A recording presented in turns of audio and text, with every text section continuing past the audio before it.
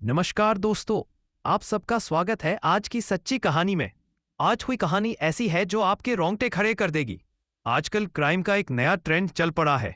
बहुत सारे अपराध अब सोशल मीडिया की देन बनते जा रहे हैं।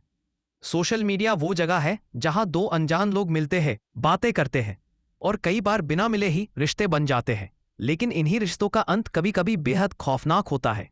आज की कहानी भी एक ऐसी ही सोशल मीडिया लव स्टोरी है जो कत्ल में बदल गई। ये कहानी है कानपुर की आकांक्षा और सूरज की। सूरज इंस्टाग्राम पर बहुत एक्टिव था।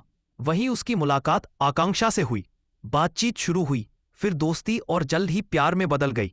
दोनों मिले, साथ समय बिताने लगे और सूरज के कहने पर आकांक्षा उसी रेस्टोरेंट में जॉब करने लगी जहां वो काम करता था। धीरे धीरे दोनों साथ रहने लगे, एक तरह से लिव इन में। 21 जुलाई की बात है। आकांक्षा ने उस दिन अपने घरवालों से बात नहीं की। 3 दिन बीत गए, कोई खबर नहीं।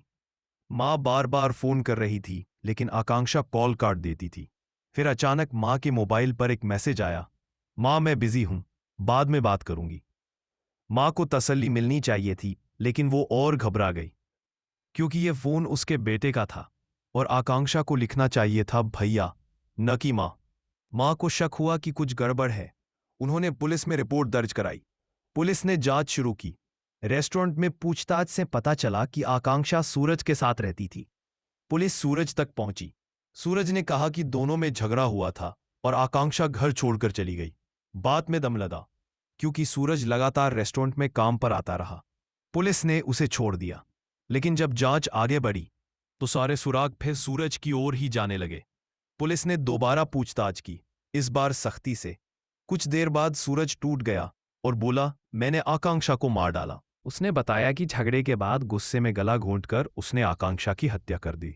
लेकिन यह कत्ल अकेले नहीं हुआ था, उसके एक दोस्त ने भी साथ दिया था।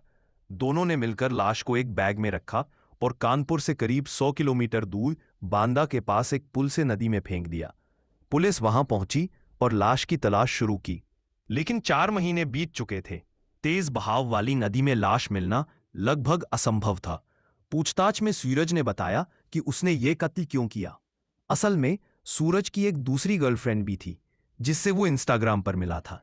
जब आकांक्षा को इस बात का पता चला तो झगड़ा हुआ और जब दूसरी गर्लफ्रेंड को भी पहली गर्लफ्रेंड यानी आकांक्षा के बारे में पता चला तो उसने सूरज से कहा, अगर तुम मुझसे प्यार करते हो तो अपनी पहली गर्लफ्रेंड को मार दो, तभी मैं तुम्हारी जिंदगी में वापस आऊंगी। सूरज ने उसकी बात मान ली। कत्ल करने के बाद उसने आकांक्षा की लाश के साथ एक सेल्फी ली और वो तस्वीर अपनी दूसरी गर्लफ्रेंड को भेज दी, इस सबूत के रूप में कि उसने शर्त पूरी कर दी है। यही सेल्फी बाद में पुलिस के लिए सबसे बड़ा सबूत बनी। हैरत की बात यह है कि एक लड़की ने अपने बॉयफ्रेंड से अपनी ही जैसी दूसरी लड़की की हत्या करवाने की शर्त रखी और उसने वो कर डाला।